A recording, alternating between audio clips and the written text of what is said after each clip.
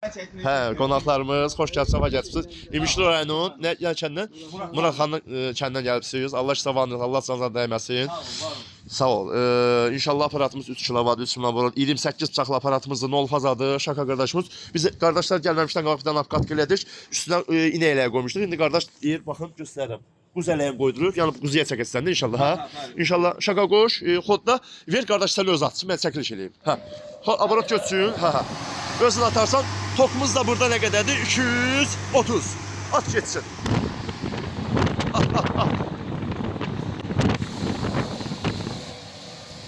Tok neçədir? 228, 229. Ha.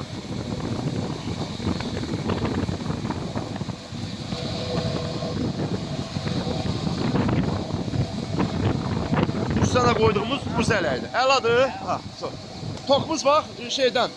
Naqrutskada indi orada sizi toku bilmirəm. Bizdə burada 226-dan aşağı düşmür da. Ola bilər sizdə aşağı düşsə, gözləyərsən toku yuxarı qalxar atarsan, yuxarı qalxar atarsan. Külək olduğu için çox çəkiliş eləyə bilmirik. Ha bax, burada at dur.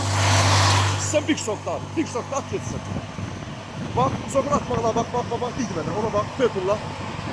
İmişli rayonun Muradxanlı qəsəbəsinə gəlmişəm. Xoş gəlib, sabah gəliblər. Üstünə qoydumuşduq, buzələyə qoymuşduq, bax. Naqrutskada 226-dan aşağı düşmür. Buzələyə qoymuşduq, bu da doğradığı.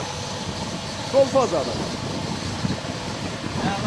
Əladır, əla gün olsun, xeyirli olsun. Çəkə söndür. Əllərinizə sağlık. Sağ ol qardaş, Allah köməyiniz olsun.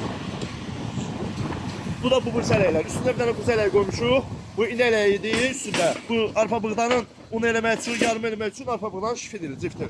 Su.